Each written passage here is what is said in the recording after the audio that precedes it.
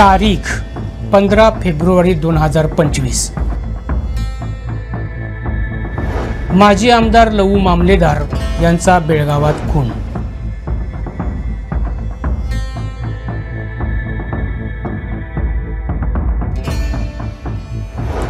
तारीख 15 ऑक्टोबर 2025। तत्कालीन कृषी मंत्री रवी नाईक यांचा हृदयविकाराच्या झटक्यानं मृत्यू।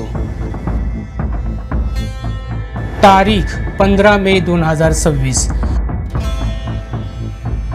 काँग्रेसच्या तिकिटावर पोटनिवडणूक रिंगणात उतरलेले डॉक्टर केतन भाटीकर यांचा सर्पदंशानं मृत्यू। महिने वेगळे असले तरी तारखेची संख्या मात्र एकच।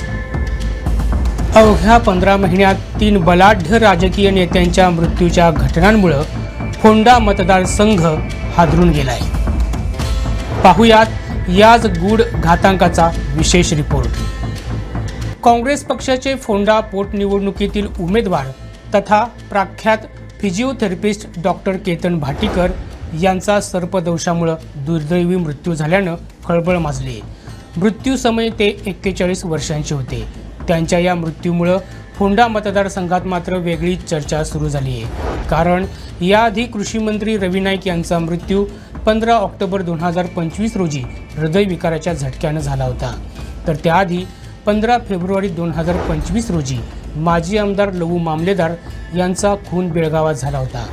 या सगळ्यांचा मृत्यू अवघ्या 15 महिन्यात झाला आहे।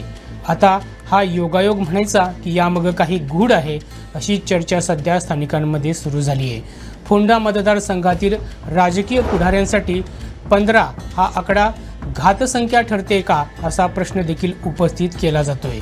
15 ऑक्टोबर 2025 रोजी मंत्री रवी नाईक यांचा मृत्यू झाल्यामुळं फोंडा मतदारसंघात विधानसभेची पोटनिवडणूक होणार होती। याच पोटनिवडणुकीत डॉक्टर भाटीकर काँग्रेसच्या तिकिटावरून रिंगणात उतरले होते।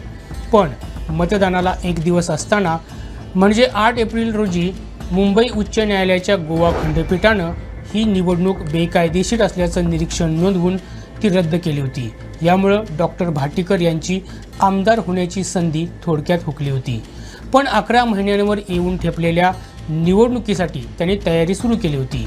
परंतु 14 मेची मध्यरात्र उलटल्यानंतर 1:30 वाजता म्हणजे 15 मे रोजी त्यांचा सर्पदंशानं मृत्यू झाल्यानं खळबळ माजली। डॉक्टर भाटीकर दांडेली इथं एका महत्त्वाच्या मीटिंगसाठी सुशांत कवळेकर यांच्यासोबत गेले होते। सुशांत कवळेकर यांनी दिलेल्या प्राथमिक माहितीप्रमाणे मीटिंग आटोपून रात्री गोव्याच्या दिशेनं येत असताना अनमोड घाटात ते लघुशंका करण्यासाठी एका ठिकाणी थांबले होते। तेव्हा त्यांच्याकडील मोबाईल खाली पडला। तो उचलत असतानाच त्यांना हाताला कोणीतरी चावा घेतल्याची जाणीव झाली। त्यांनी गाडीत बसण्याचा प्रयत्न केला, पण त्यांची प्रकृती अचानक खालावली। बाहेर जोरदार पाऊस पडत होता आणि रस्त्यावर चिखल साचला होता। गाडी चालवणं कठीण झालं होतं। काही सुचत नव्हतं, असं कवळेकर यांनी प्रसारमाध्यमांना सांगितलंय। दरम्यान गाडी थांबवून डॉक्टर भाटीकरांच्या भावाला आणि मित्रांना फोन करून रुग्णवाहिका पाठवण्याची विनंती करण्यात आली होती। पहिली रुग्णवाहिका येण्यास वेळ लागत असल्याचं लक्षात आल्यानंतर दुसरी 108 रुग्णवाहिका बोलवण्यात आली। त्यांना गाडीतून शिफ्ट करेपर्यंत त्यांची प्रकृती खूपच खालावली होती। धारबांदोडा परिसरात पाऊस आणि रेंजच्या समस्येमुळे मदत मिळण्यास देखील विलंब झाला। यानंतर त्यांना प्राथमिक आरोग्य केंद्रात दाखल करण्यात आलं होतं, पण तिथल्या डॉक्टरांनी त्यांचा मृत्यू झाल्याचं स्पष्ट केलं, असंही कवळेकर यांनी सांगितलं। त्यांच्या अशा मृत्यूमुळे राजकीय क्षेत्रातून हळहळ व्यक्त होत आहे। दरम्यान माजी कृषी मंत्री नाईक यांच्या मृत्यूच्या आधी 15 फेब्रुवारी 2025 रोजी याच मतदारसंघाचे माजी आमदार लवू मामलेदार यांच्यावर बेळगावात एकानं हल्ला केला होता। त्या हल्ल्यात त्यांचा मृत्यू झाला होता। या सगळ्या घटना अवघ्या 15 महिन्यामध्ये घडल्या। आता हा निव्वळ योगायोग म्हणायचा की यामागे काही गूढ आहे, अशी चर्चा नागरिकांमध्ये सुरू झाली आहे। गोव्यासह महाराष्ट्रातील अशाच महत्त्वपूर्ण घडामोडी जाणून घेण्यासाठी आमच्या प्रुडंट मराठी यूट्यूब चॅनलला सबस्क्राईब करा।